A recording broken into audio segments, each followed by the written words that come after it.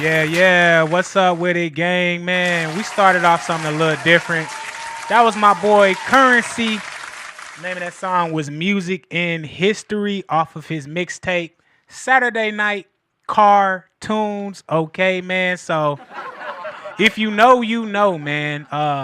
That's basically how I got the title of my show was from listening to that mixtape probably about 5, maybe 8 years ago. I forgot how long it came out. I think 2016, 2017. But what's up with it?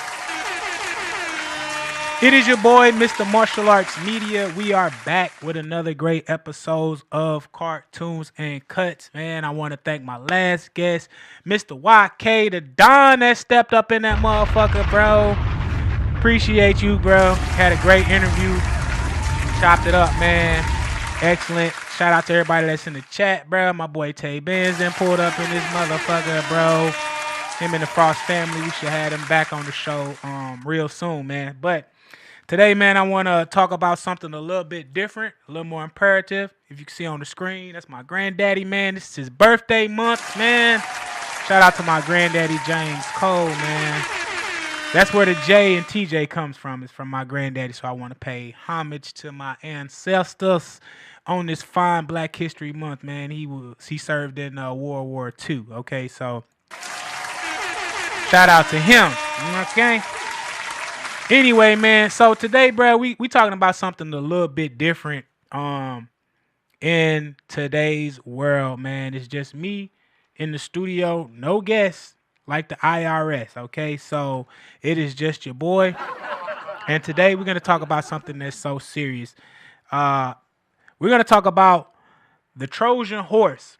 All right, the Trojan horse and how the Democratic Party uses Black America. Because I think it's very egregious how we as the Black Americans get duped and used all throughout the election cycle, and now we all upset with what's going on with DJT and his team and Elon Musk. I was on the town hall meeting with Wesley Bell. I think it was Tuesday. He had a telecommunicative town meeting, and he was just going over the same talking points and the bulletin points as to why it is so imperative in today's society, why we need to fight back. And he was like, we need to fight back and mobilize. And, the Democrats, we got a slim, actually, they're not even the majority. They're the minority in the House and in the Senate. And so he was basically talking about his disdain for what Donald Trump is doing. So look, guys, damn, this camera just went out on us, bro. Oh, yep. Hey, yeah, Justin, this camera just went out, bro. Hope this one catching me. So look, man, hold on, guys. This one sure did just go out on your boy. Yeah, man, so we talking about what's really going on, and it's the Trojan horse. So I want to say welcome back, first off, to all of my guests and everybody. Welcome back to Cartoons and Cuts, where we cut through the noise and get straight to the truth today. Today, I want to challenge a narrative that's been fed to us for decades. One that's kept the Black America emotionally manipulated, politically loyal, and economically dependent. The Democrat Party has mastered the art of using Black women as a Trojan horse, stirring up emotions to push their agenda while offering policies that keep us trapped in a cycle of government dependence. But it doesn't stop there. Oh, no. The government aid programs like USAID, Medicare, and Medicaid have also been a pipeline for fraud, waste, and abuse, all under the guise of helping the people. But let's take it back, because this isn't just a new game, all right? Marcus Garvey was preaching self-sufficiency in the 1920s, pushing for Black empowerment and economic independence. But his movement was systematically dismantled.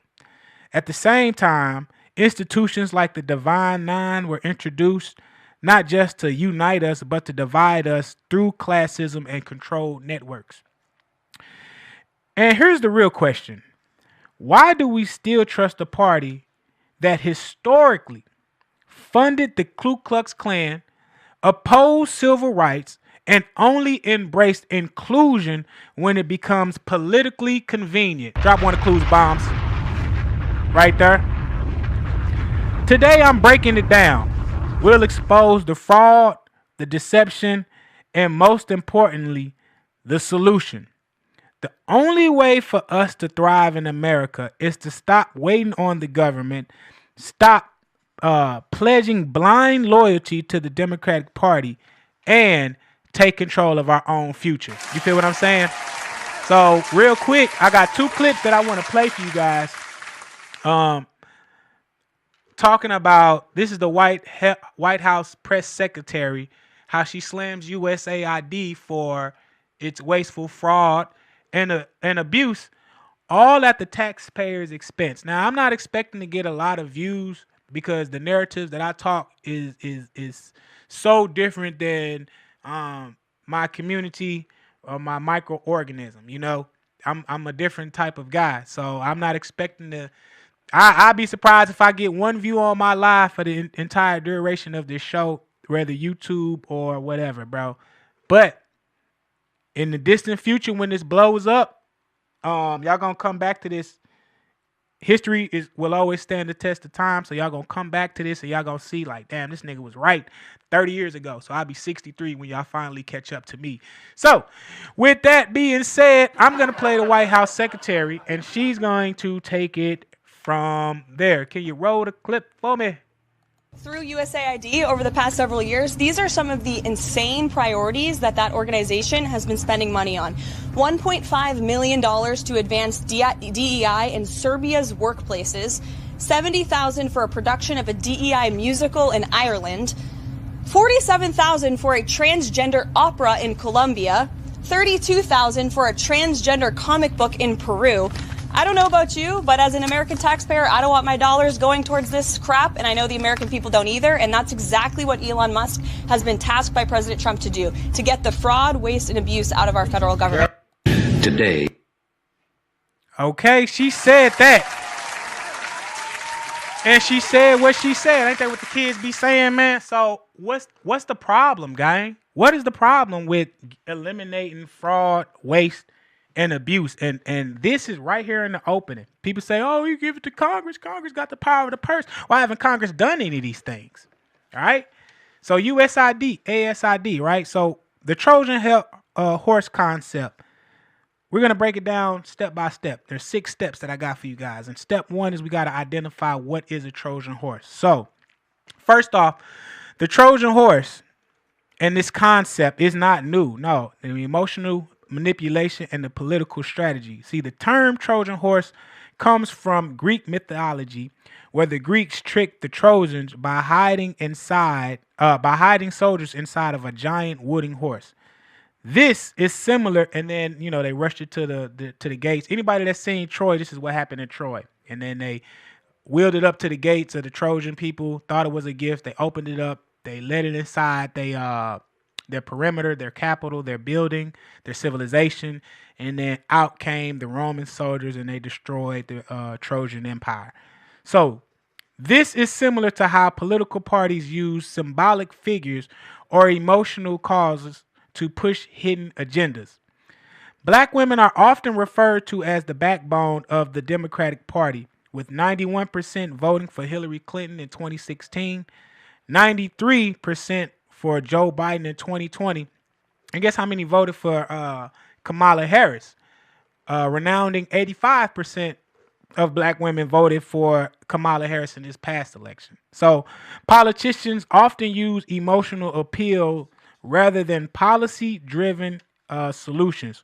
For example, Kamala Harris's vice presidency was marked as a win for black women, yet her policies as a prosecutor disproportionately harm black communities. And people will say, well, don't commit the crime, you wouldn't do the time. I know a lot of drug dealers that be telling me that shit.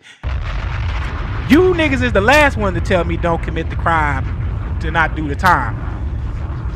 But outside from that, she had the truancy law. Okay, and she ended up locking a family up. This one woman, she ended up getting locked up because her daughter was chronically ill and kept missing school days due to her ailment. All right. Kamala Harris, during that election season, she didn't care. She had to make an example out of people. White people got locked up. Black people got locked up. But in this story, this particular woman who was aiding her sick daughter ends up getting locked up one morning while getting her daughter ready for school. The irony of that, right? Ends up getting her locked up. The lady loses her apartment, loses her job, okay? The kid had to go stay with her auntie or something like that. You know what I'm saying? Messed up the whole dynamic of the family structure, all in the name of vote. So don't tell me that she was just after criminals. Nah. It was more than just criminals. It disproportionately harmed us. And you don't believe me? I got another clip right here, and I just want you to see the difference of today. People talk about, taxes, and Kamala Harris didn't have no plan. She was the worst president that they gave, one of the worst options that they gave to us. We fell for it one time with Barack Obama, and I'm glad we didn't fall for it again. So here is Kamala Harris trying to explain her current tax policy. And at the top, you have Ronald Reagan in 1975, where he talks about how the wealthy Americans are getting taxed the most, okay? And the fact that when you tax the wealth, that's just a trickle-down effect into the economy where the poor has to spend more on goods, products, and services. But oh no, Kamala Harris thinks different. Got another clip. You ready, Jay, man? And here we go. They're taking almost half of every dollar earned in the United States. And most people don't realize it because the taxes are hidden in the so-called business taxes. You know, the politician that stands up and yells, oh, let's save the little man, let's tax business, and everybody yells, hooray. But they haven't figured out that every tax on business is just a part of the cost of production. And the customer winds up paying it when he buys the product. It's a hidden sales tax. There's 116 of them in the suit of clothes that each one of us is wearing. We're going to have to raise corporate taxes, and we're going to have to make sure that the biggest corporations and billionaires pay their fair share. That's just it. It's about paying their fair share. I am not mad at anyone for achieving success, but everyone should pay their fair share, and it is not right. Everybody should pay their fair share.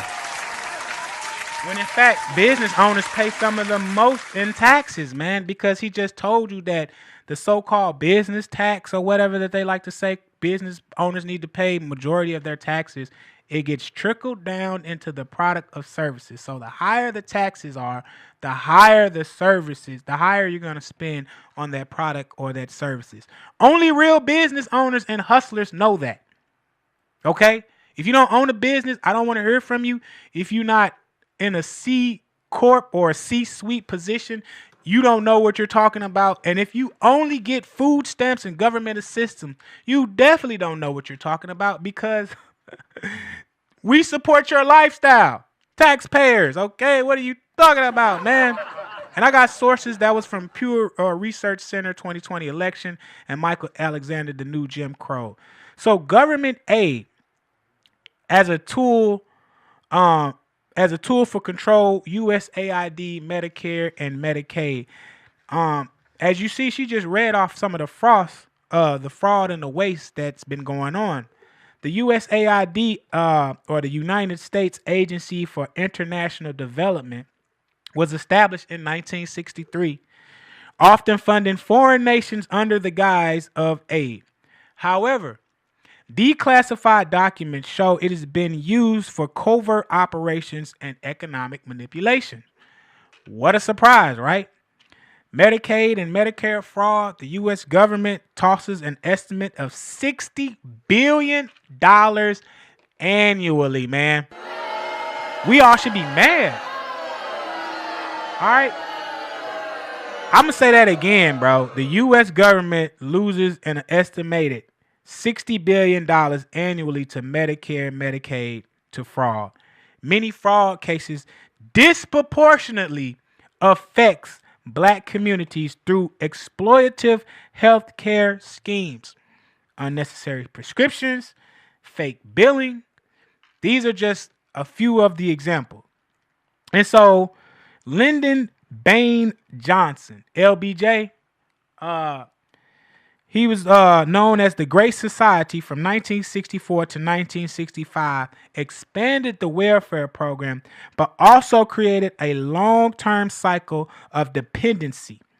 The black family structure suffered as single mother household rose from 25% to 1965 to over 72% by 2015. And you wondering why all these men are sassy today? Because they daddy's not in the homes. It's more beneficial getting government stipends than having a man in your house. Go watch that movie. What's it called? Claudine with James Earl Jones. I think it's Claudine, bro, where James Earl Jones met a woman and he was trying to date this woman and she had kids, but he couldn't live in the house because she had kids.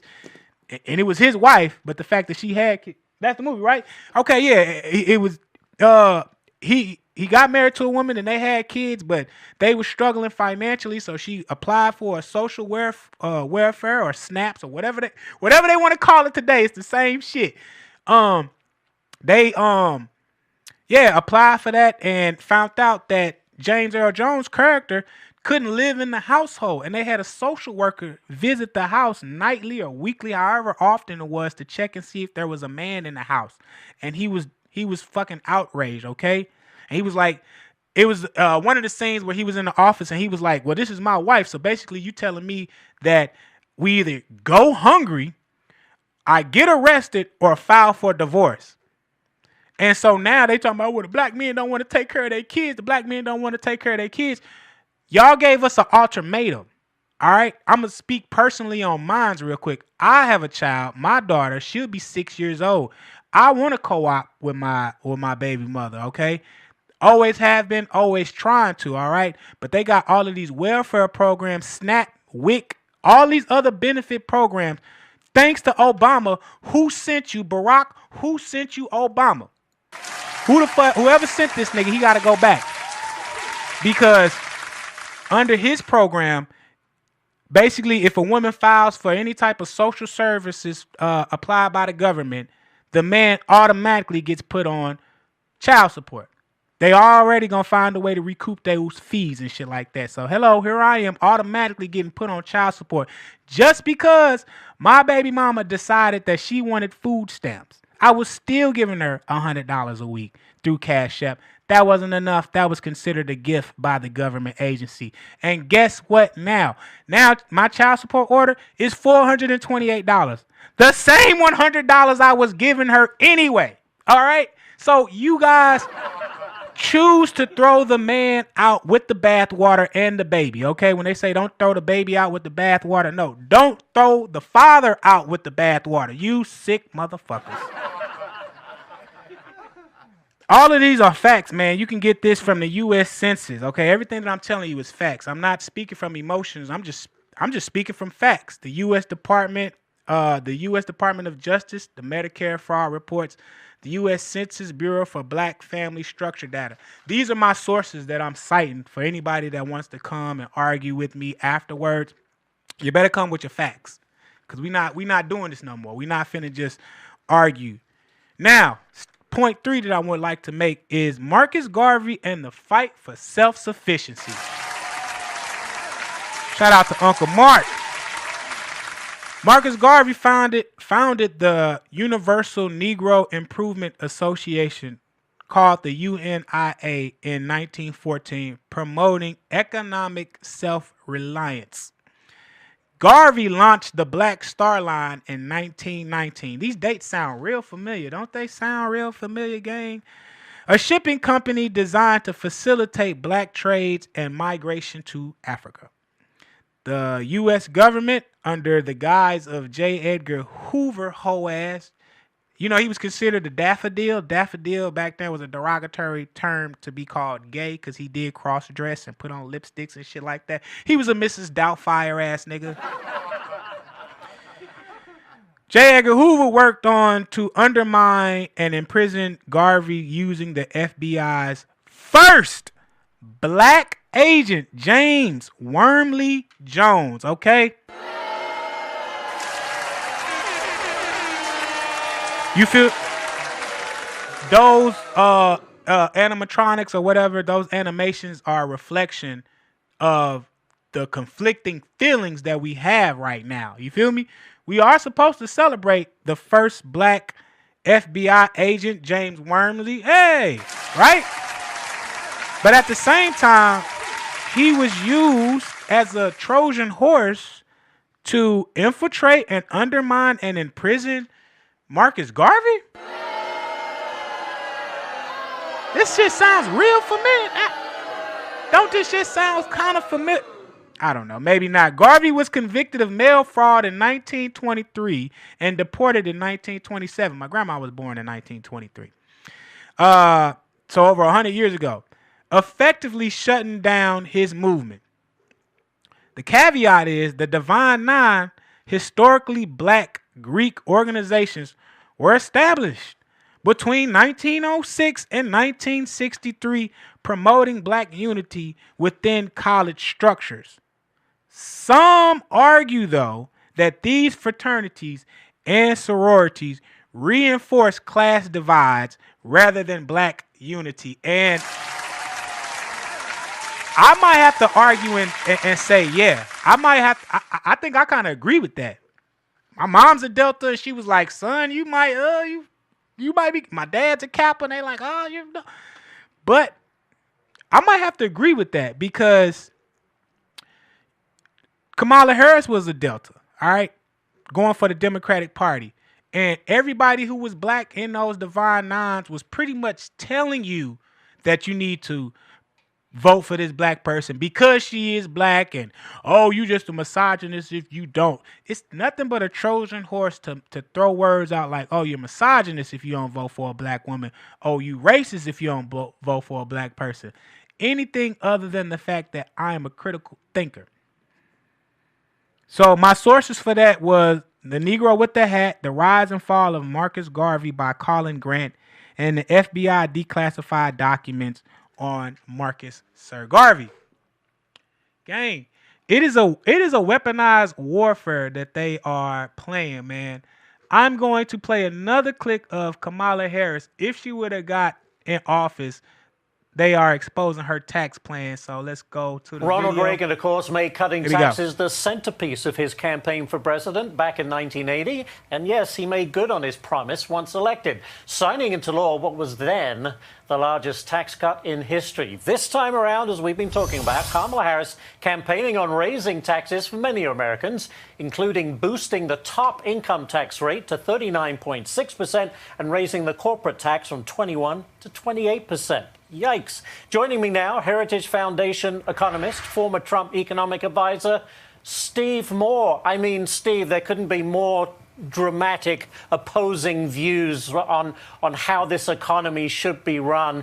You know, look, I just mentioned to Jim Urio there, Steve, look, what would happen? This tax on realized gains. I mean, the taxes on the so-called rich, and it's always the middle class that ends up getting socked the most. I mean, this is dangerous stuff, is it not? It sure is. And, you know, I did live through the Reagan era. I came to Washington, D.C. in 1984 and actually had the privilege of my life of working in the Reagan administration for Ronald Reagan. And you're right. Here's an amazing statistic. When Reagan came into office, actually, the top income tax rate in the United States was 70%. 70%. When he left office, the highest rate was 28%. That's a very dramatic reduction in taxes. And yet, guess what happened to tax revenues? Tell me. They went up. They went way up. There you go. And the rich paid more taxes. Yeah, and by the way, there's a curve behind this that you know about, Ashley. It's called the Laffer curve. Sometimes when you can cut tax rates, you get more economic activity, more investment. The economy does better. You get more revenues. Now, I want to make this point because it's relevant to RFK Jr., who has endorsed Donald Trump.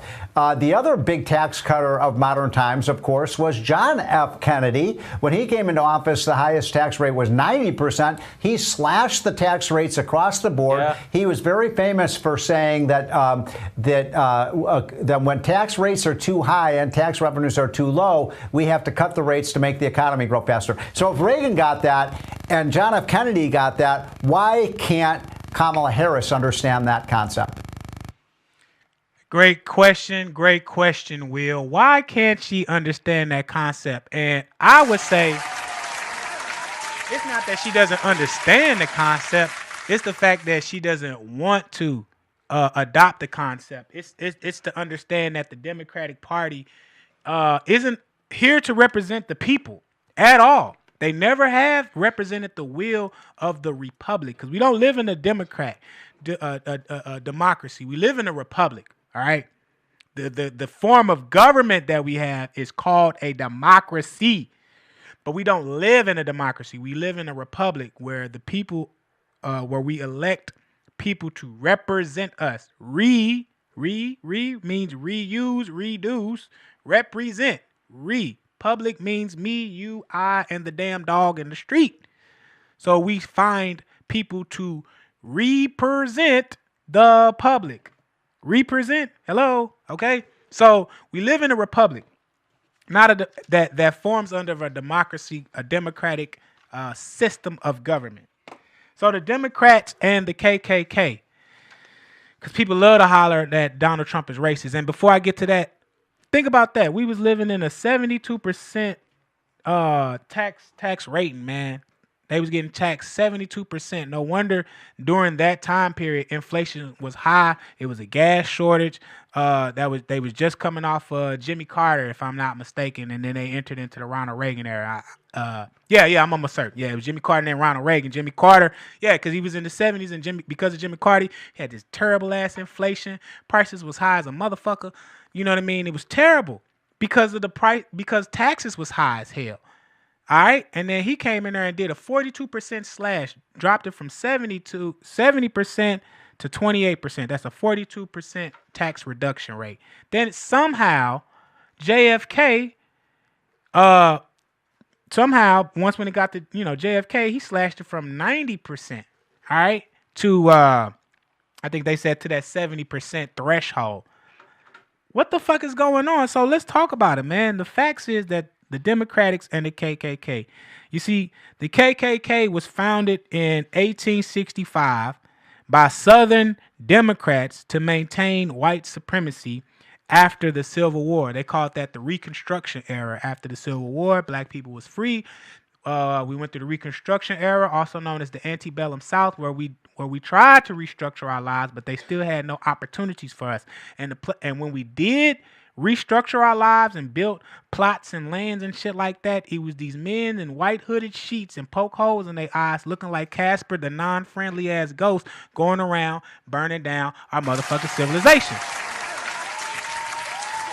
These people was known as Democrats. The 1924 Democratic National Convention, known as the DNC, was called the Clan Bake because of the overwhelming KKK presence. The Civil Rights Movement and the Democratic opting. In the 1964 Civil Rights Act was passed with 80% Republican support in the Senate, while only 63% of Democrats voted. I say that again because people like to say it was a switch and we only voting for them because of they signed the 1964 Civil Rights Act. No. Congress makes laws. The president signs them. So there was a 80% Republican support in the Senate, with only 63% of the Democrats that voted on the 1964 Civil Rights bill. Democratic politicians like Lyndon Baines Johnson were strategic. He had a message saying that I have these niggas voting for Democrats for 200 years. And he would have got away with it if it wasn't for them meddling kids like Elon Musk and the internet. Johnson's Great Society created welfare programs that expanded government dependency rather than economic independence. Sounds familiar? Now, the modern deception. Bill Clinton's, the 1994 crime bill. I was 3 years old. Disproportionately incarcerated black men, leading to mass incarceration. If you watched on my previous episode, I talked about it. I had a clip of Nelly when he was being interviewed, and they was like, why you perform for Donald Trump. Why you perform for Donald Trump? And he was like, oh, I'm sorry. Donald Trump was the man that created the 94 crime bill that said if you get caught with a gram of coke, you do a mandatory of 5 years. No. I'm sorry. He said that because you want to know who? No, it was Bill Clinton that signed that motherfucker in the bill. And with the resounding support of the Democratic Party, also President 46, Joe Biden, he signed off on that legislation. So stop the cap. And my sources are the congressional records, the Civil Rights Act voting breakdown, and the New Jim Crow by Michelle Alexander. So you can go look that up in your spare time. So let's get to the Republican roots of Black America. Now, this is a fact. The Republican Party, also known as the GOP, was founded in 1854 as the anti-slavery party. This is facts. The first 23 Black congressional men from 1869 to 1901 were all Republican. This is Black history facts I'm just giving you guys. Shout out to Carter G. Woodson, the founder of Black History Month. You know, it started off from Black History Day, where you only celebrated 2 days, and then you celebrated for a week. It turned to Black History Week. Now we got a full month. Why do we have only a month of Black History? Hey, the man is a genius. It was his birthday month. So they chose the month that this man was born in to give us this month. Not to mention all of the economic advances that we made in February and shit like that. So that's why we get the shortest month of the year. But they don't tell you that shit. They don't tell you that. So you're welcome. You're welcome. Joseph Rainey, a Republican from South Carolina, was the first Black congressman. We finna run out of air horns in here, man. The first blacks, and that was in 1870. The first Black senator was Herman Revels from 1870 and Blanchette K. Bruce from 1875. They were Republican. Sorry. So people keep talking about the shift. The shift happened. There was a shift that happened, and I was talking to my mom the other day, and she was like, yeah, it was a shift. Most Black people, I used to talk to my grandmother about this when she was alive. She was like, why do we vote Democrat? Why do we watch Channel 4 News? Why? And, they all say the same thing. There was a shift that happened. I only voted Democratic because my mama did, and so on and so forth. We got to stop that shit because that don't make you smart. It actually makes you a fool. I'm just saying, voting just because if Timmy jumped off of a bridge, would you follow him off the bridge? You know what I'm saying? So why are we doing it just because our mama did? Y'all need to quit playing, bro.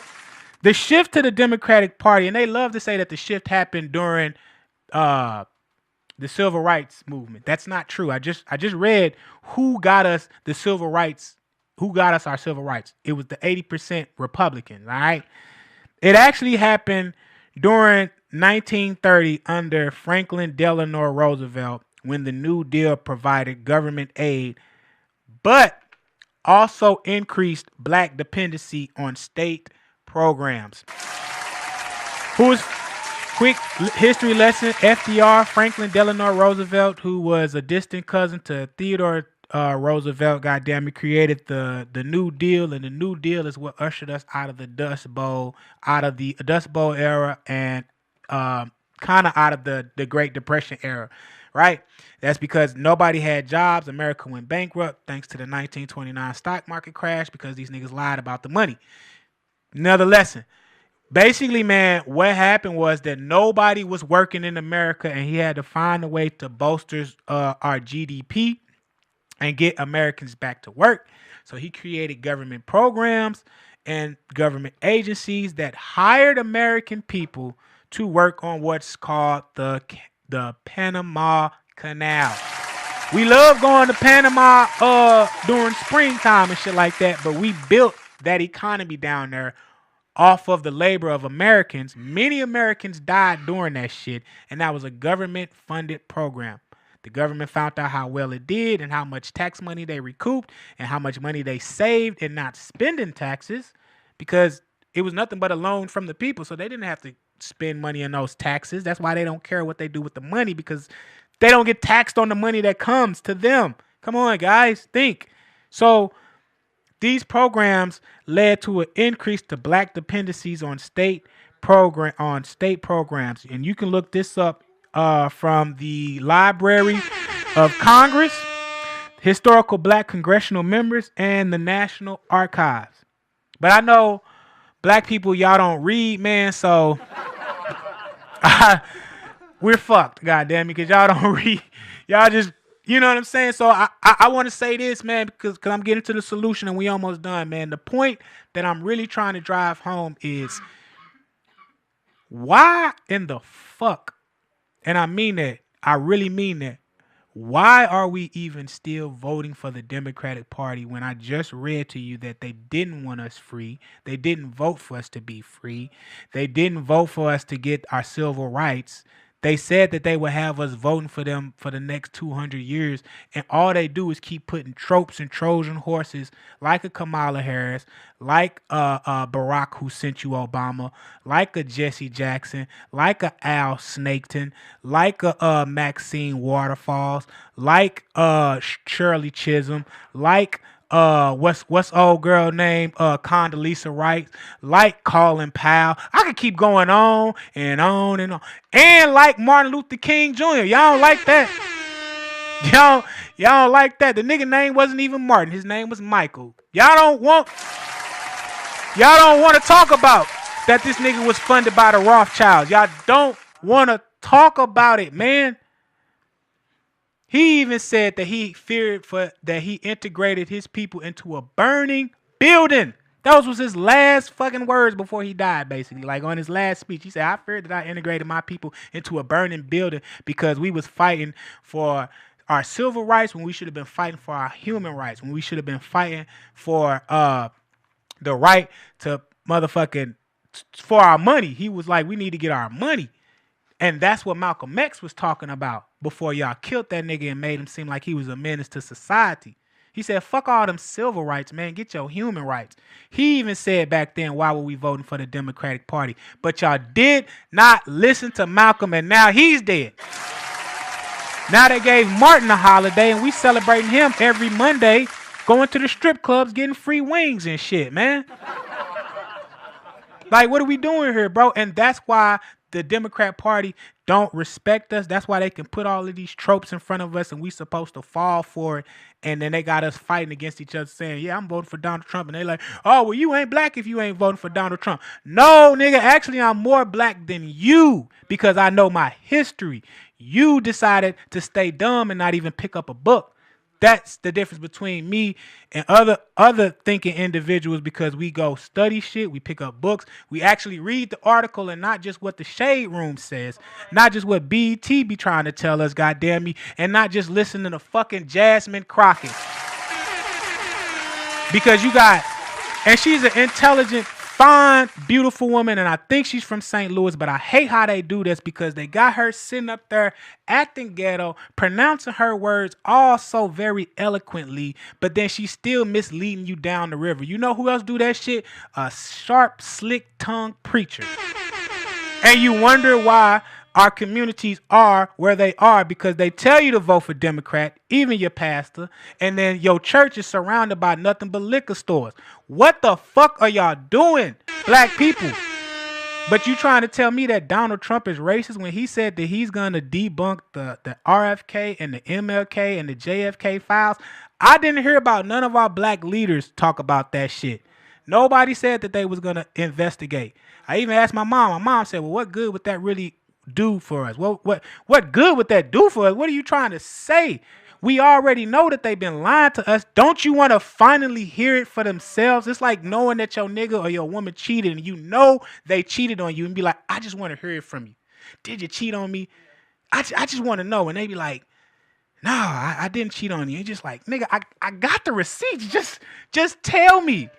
That's why we asking, so we can get a sense of level of trust. So black people, Stop voting for the DNC. That's my plight from here on out. If I hear you saying you voting for any Democratic, I'm gonna come through my cellular device and slap the shit out of you. Each and every last one of you guys. But I love you. It's all in love. Okay, so I'm finna wrap it up. In the early 1900s. So what's the solution? Right? Because I got to give y'all a solution. Like I said, like if I take something away, I got to give you something, right? So let me give you the solution without first telling the story. So in the early 1900s, the Black Wall Street, known as Tulsa, Oklahoma, they had cities like Rosewood, even East St. Louis, even Wellston, even Kinlock was a Black Wall Street. People don't tell you about that shit. Kinlock had their own doctors, their own lawyers.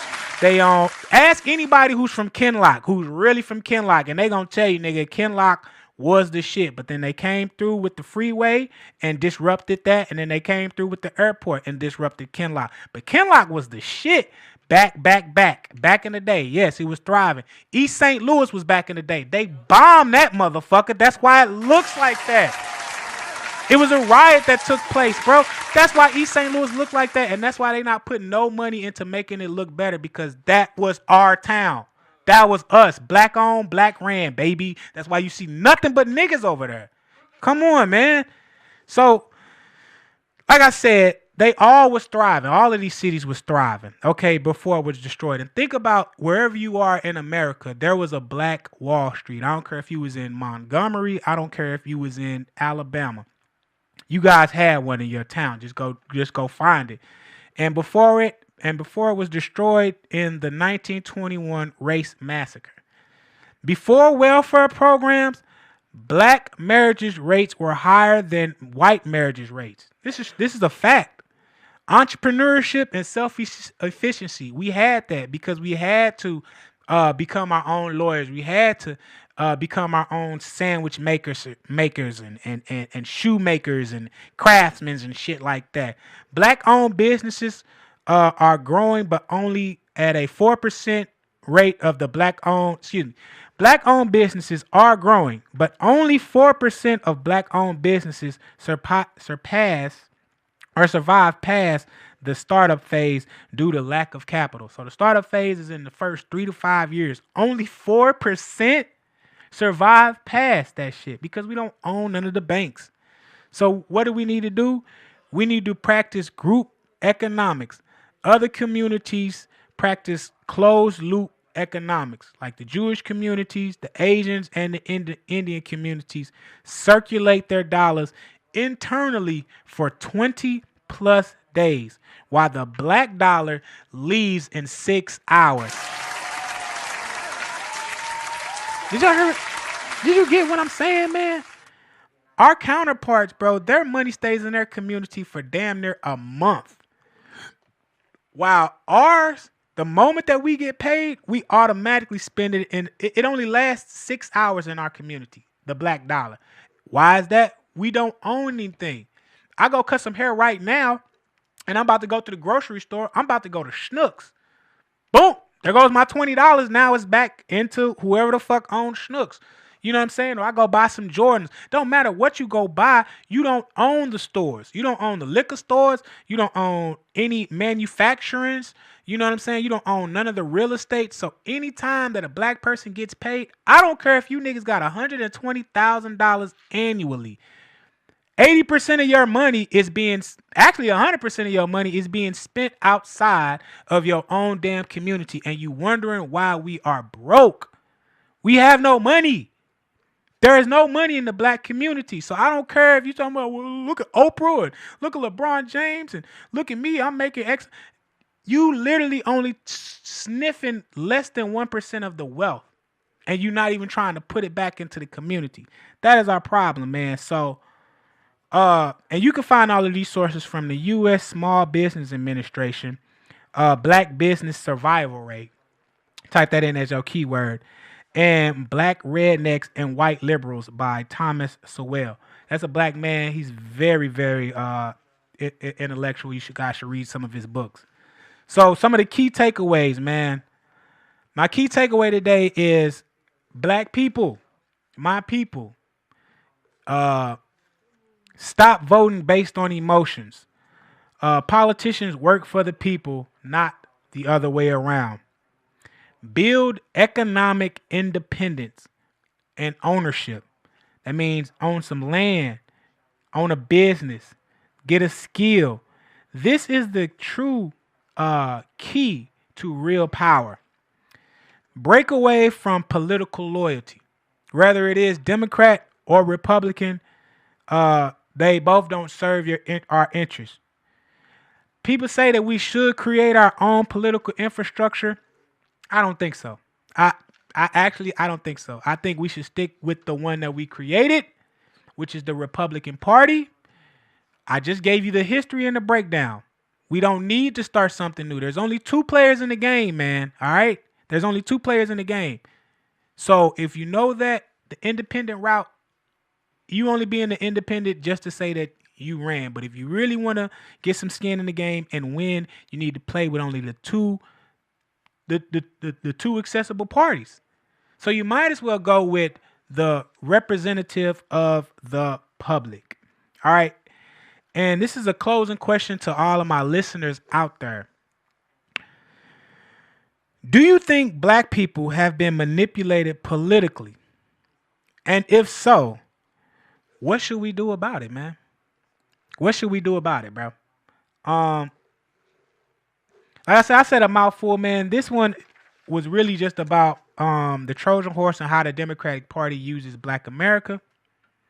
The Black America has been emotionally manipulated to a political loyalty and an economical dependent.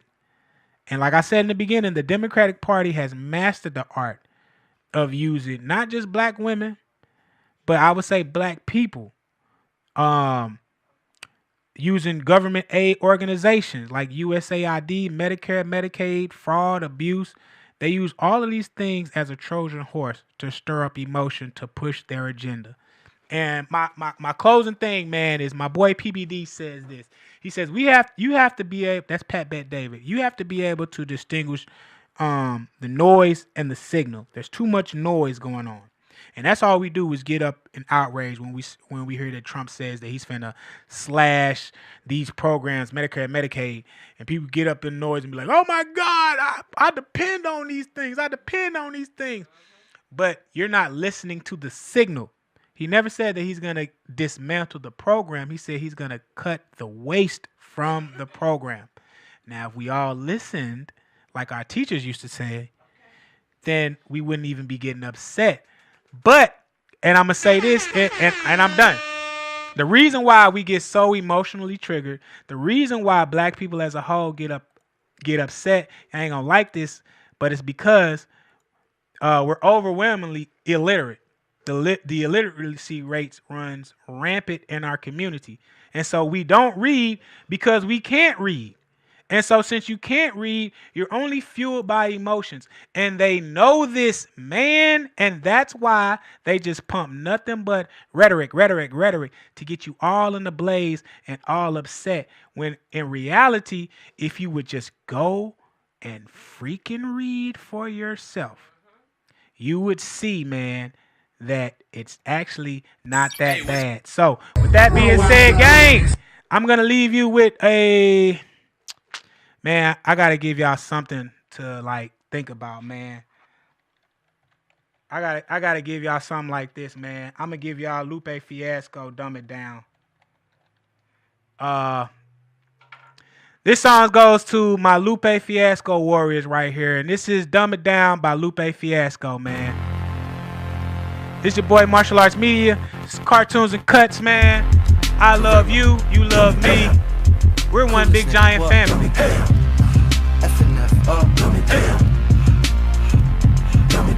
I'm fearless, now hear this, I'm earless, and I'm peerless, that means I'm eyeless, which means I'm tearless, which means my iris resides where my ears is, which means I'm blinded, but I'ma find it, I can feel its nearness, but I'm a veer so I don't come near, like a chicken or a deer.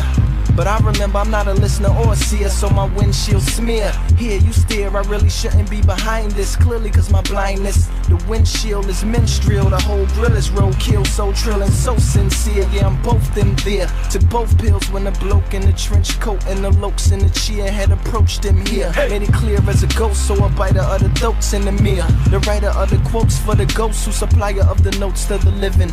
Rivets in his rosy, pockets full of posies given to the mother of the deceased. Awaken that wall till I'm resting in peace.